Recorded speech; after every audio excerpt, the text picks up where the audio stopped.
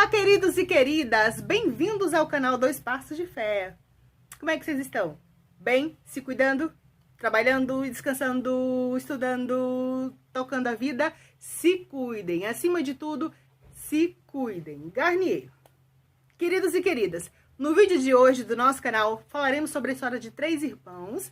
E essa história reverberou em toda a Austrália por conta do enredo e por conta dos personagens.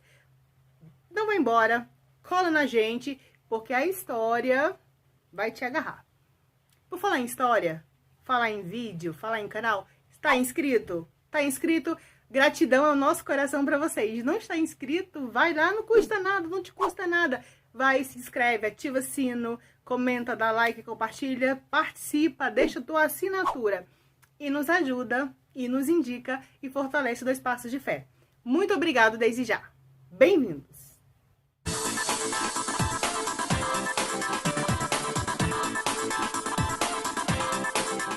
Jane, 9 anos, Arla, 7 anos e Grande, 4 aninhos. 3 irmãos, filhos do Jim e da Nancy. Eles moravam numa cidade, digamos que turística, Adelaide, na Austrália, perto da praia de Girling. Vamos viajar para o ano de 1966. Tempos e épocas diferentíssimos dos anos que vivemos, da temporada que vivemos, do momento que vivemos. As pessoas viviam e moravam com as portas das casas abertas, elas iam e vinham, se conheciam por nomes, muita paz, muita tranquilidade, ao ponto daquelas crianças passearem sozinhas. Se a gente for destrinchar bem direitinho a rotina da família do Jim, da Nancy e dos meninos, o pai trabalhava viajando, vendendo produtos. E a mãe, uma típica dona de casa, cuidava dos filhos e diariamente, quase que constantemente, liberava as 3 crianças de 9, 7 e 4 anos para passear, ir à pracinha e ir para praia. Eles pegavam uma condução, iam para a praia e voltavam para casa. Iam para a praia, refrescava do calor e voltavam para casa como se fosse brincar no quintal. O julgamento aqui não cabe aos pais, não cabe a ninguém. Cabe só a realidade do tempo.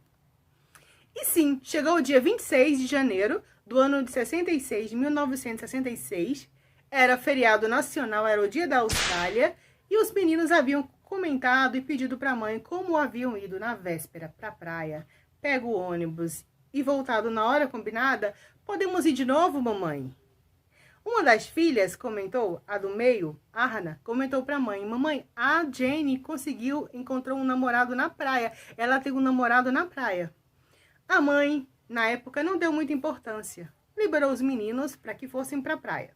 Deu o trocadinho para que eles comprassem bobagem mesmo, só para beliscar. E o resto seria para pagar a passagem de ir e de voltar. Meio-dia estejam aqui para a hora do almoço. E dito e feito. Deu meio-dia, a mãe já estava ali esperando os meninos para almoçar. Chegou o ônibus, parou o ônibus e os meninos não desceram. A mãe acendeu uma luz amarela. Possivelmente pode ter perdido o ônibus e virar no ônibus das 2 horas. Chegou o ônibus das 2 horas e as crianças não chegaram. Mãe afoita e eufórica e ansiosa e preocupada, a mãe sempre sente. Foi o encontro do pai e os dois fizeram o trajeto de ida e de volta das crianças. A distância ficava geralmente 5 minutos na condução, no carrinho elétrico ou no ônibus, como você queira chamar. Foram, voltaram e não encontraram as crianças. Meus queridos e minhas queridas, até as 9 da noite, esses meninos não tinham voltado para casa. Eles procuraram a polícia, contaram uma história para a polícia e as testemunhas no dia seguinte começaram a aparecer e dar relatos das últimas vezes que foram vistos, tanto a Jane como a Arla e como o Grande. No dia 27 de janeiro, um dia depois, já foram dadas como crianças desaparecidas que haviam ido para a praia. Uma mulher disse que viu os 3. Inclusive, a Jane estava com um livro que era inseparável dela, um livro que ela gostava muito. Onde ela ia, ela levava aquele livro. E viu as crianças brincando na areia da praia. Mas chamou a atenção desta mulher que havia um rapazinho, um rapaz jovem, levemente distante, mas interagindo com as crianças em observação. Essa mulher falou com toda certeza que o rapaz, loiro, alto, bonito, estava com um short azul, observou de longe os meninos e depois levantou, foi na direção dos meninos que brincavam na praia e interagiu com os meninos, conversou com os meninos como se já conhecesse os meninos e os meninos o conhecessem. Gente, os pais ficaram muito assustados, porque as crianças eram crianças tímidas, eram crianças de dentro de casa, não eram crianças que interagiam com pessoas estranhas. A mulher relatou que o homem, esse rapaz, vestiu as crianças como se fossem sair, e saíram. A testemunha relatou para a polícia que, sim, as crianças conheciam aquele rapaz. Outra testemunha falou que viu as crianças em uma espécie de lanchonete comprando lanche, guloseimas. E o que chamou a atenção foi um bolo de carne. A pessoa que vendeu chamou a atenção porque sempre vendia lanche para aqueles meninos, tanto para Jane como para Arla como para o Randy. E esses nunca compravam bolo de carne, mas nesse dia eles compraram o bolo de carne e a mãe sabia que eles não tinham dinheiro para comprar o bolo de carne. A terceira testemunha foi o carteiro. O carteiro observador e disse: eu vi as três, e as três ficam bem felizes. Estavam felizes voltando para casa. Depois o carteiro meio que refez o depoimento dele, ele entendeu que ele não viu as crianças voltando para casa, ele viu as crianças ainda na ida. E ficou aquele mistério, e ficou aquela procura, aquela busca pelas três crianças Belmont desaparecidas. E o tempo foi passando. Meus queridos e minhas queridas, o afogamento das crianças foi descartado logo de cara, porque se houvesse tido um afogamento dos meninos, as três, será que seria possível? Seria possível. Mas e os objetos pessoais delas? Que sumiu, tudo sumiu. O livro e tantos outros, tudo sumiu. Os corpos, nenhum corpo foi, o mar entregou. O afogamento foi descartado de cara. As pessoas que conviviam com a família, amigos, vizinhos, pessoas do trabalho do pai, conhecidos da mãe, da escola, todo mundo foi ouvido, foi investigado. Como é que três crianças chegam na praia e desaparecem sem deixar vestígios, sem deixar pistas? Havia na época um vidente. E esse vidente, ele disse: gente, olha, isso a gente está falando com uma diferença de tipo humano depois. E o vidente, vendo que a polícia estava meio que perdida, sem saber qual pista seguir, por não ter pista, o vidente falou o seguinte: olha, tem um armazém lá. E esse armazém, tô sentindo aqui que esse armazém tá ali enterrado os três meninos. A polícia meio que foi sugestionada por esse vidente, pelas afirmativas desse vidente, e procurou os pais, a Nancy e o Jim. A Nancy e o Jim não deram crédito para esse vidente, não queriam acreditar nas palavras do vidente, disseram: não, a gente não quer passar para essa vertente da história, a gente não acredita. Mas a população estava envolvida. Era um assunto que se falou na Austrália durante muito tempo. A população estava envolvida e começou a pressionar o dono do armazém para que se deixasse fazer buscas. E se estavam enterradas, teriam que pelo menos mexer nas estruturas do armazém para encontrar os três. E o vidente corroborava e dizia, ratificava a sua palavra: não, eles estão lá. Mais de 90% eu dou de certeza. E a polícia, no vazio das respostas, o tempo passando, na pressão da sociedade e na sede dos pais, aceitaram. Entre aceitar da pressão nos donos do armazém, receberam uma carta. E a carta dizia o seguinte: olha, a gente tá com os meninos, a gente tá com as crianças. Vamos marcar um local e um dia vocês vão com a roupa que a gente determinar e lá a gente vai entregar esses meninos. Já devia passado um ano de desaparecimento. Os pais comunicaram à polícia foi à paisana para que houvesse a entrega das crianças, finalmente para os pais. Chegou o dia, os pais foram para esse encontro, mas ninguém apareceu. Dias depois, receberam uma cartinha, e a cartinha falava o seguinte: olha, a gente avisou que era para ir só o pai e a mãe, mais ninguém, vocês levaram a polícia. Por causa disso, os meninos serão criados longe de vocês e vocês mais nunca verão a cara desses meninos. Aqui quem está falando, escrevendo essa carta, é a Jane, a filha mais velha. Os pais receberam aquela notícia em desespero, em pânico. E a pressão do vidente para que se cavasse aquele armazém finalmente foi aumentando. E os donos do armazém não puderam fazer mais nada, porque a população fez vaquinha, fez levantamento de valores para que se derrubasse aquele armazém e mexesse nas estruturas e encontrasse os corpos dos 3, que era o que o vidente estava afirmando, garantindo. Até lá, num programa de TV, uma das meninas foi vista na plateia, no auditório da plateia, e as pessoas que conheciam a Jane reconheciam na hora que era a Jane. E foram na emissora de TV e disse: não, aquela menina que estava naquele programa é a Jane desaparecida, e manda a Harley do Grande. A equipe de TV, a produção do programa, encontrou a menina, localizou a menina, e não era a Jane.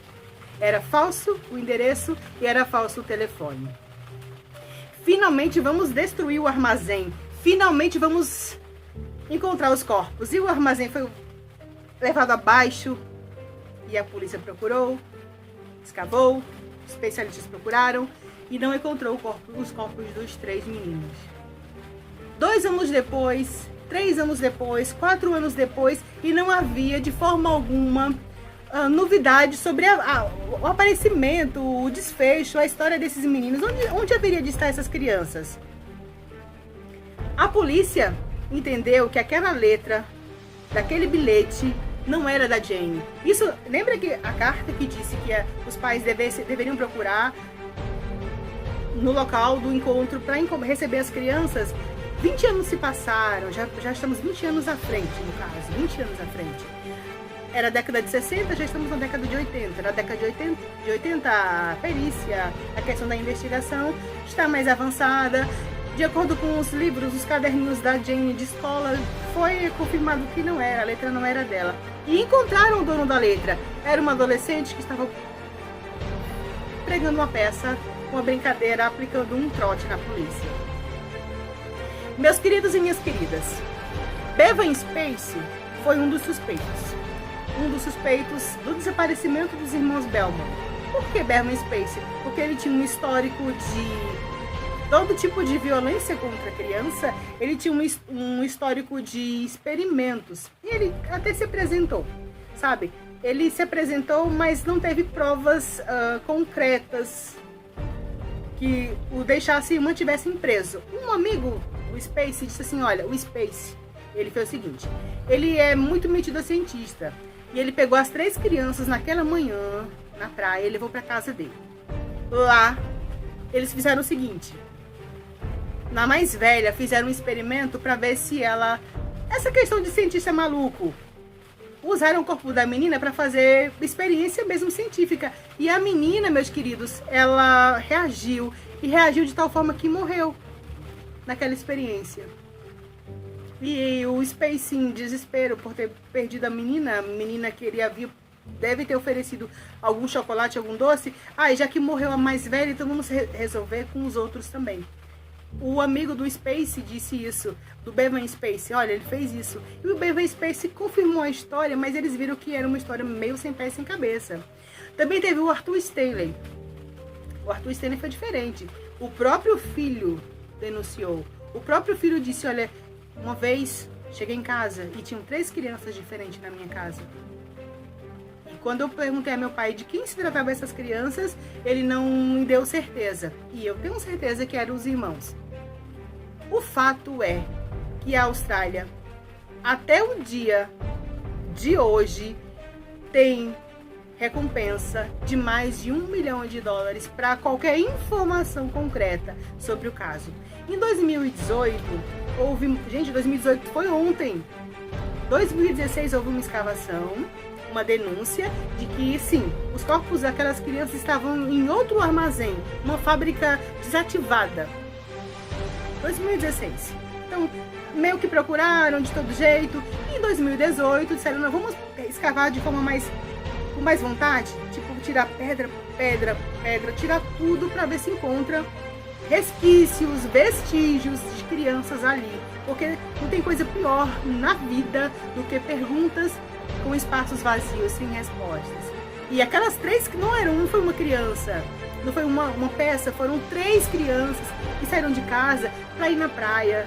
E da praia evaporaram sem mais.